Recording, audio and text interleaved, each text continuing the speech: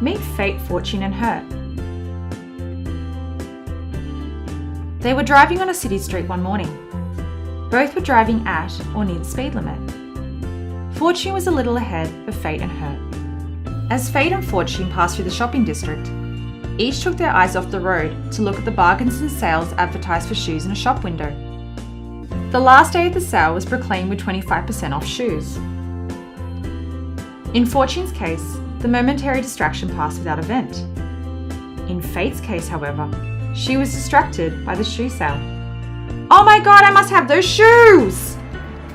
She ploughed into the back of Hurt's motorcycle. Fate stopped immediately to help Hurt. She admitted to the police that she was driving carelessly. As a consequence, Hurt is now gravely injured. His back was broken in the accident, and he has to spend the rest of his life in a wheelchair. When Hurt recovered consciousness in hospital, the first thing he did was instruct his lawyer to sue Fate in negligence. He is seeking $5 million in compensation. This would bankrupt Fate.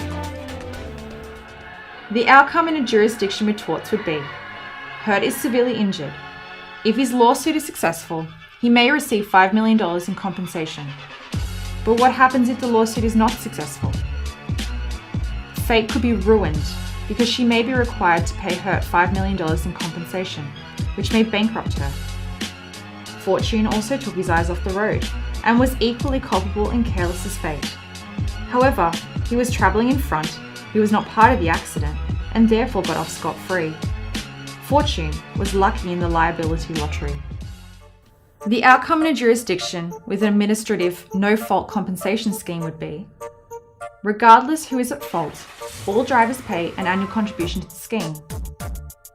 Hurt would not instruct a lawyer to sue Fate for compensation. Instead, he would file an application with the Accident Compensation Corporation, or the ACC. Therefore, the ACC would pay him an amount to help him adjust to the loss that he suffered. So what did Fate deserve? Fate did not intend to injure Hurt. But remember when you learned about the shift from intentional torts such as assault and battery to negligence, and how negligence is now the most dominant tort? Negligence is about carelessness.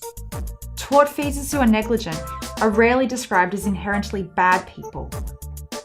So between the tort system and the no-fault compensation scheme, which approach is more fair and just?